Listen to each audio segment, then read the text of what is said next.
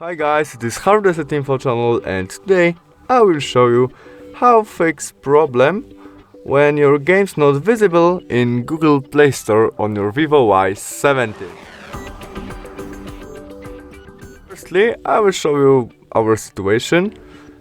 I try to install some game, maybe Call of Duty game, and I search it, but I can't install it. I don't have install panel. To fix this problem, I must go back to the main menu, where I tap our photo on the right corner, and there we navigate to the setting option, where we have family and parental controls. We choose it, and now you can see I have PEGI 3.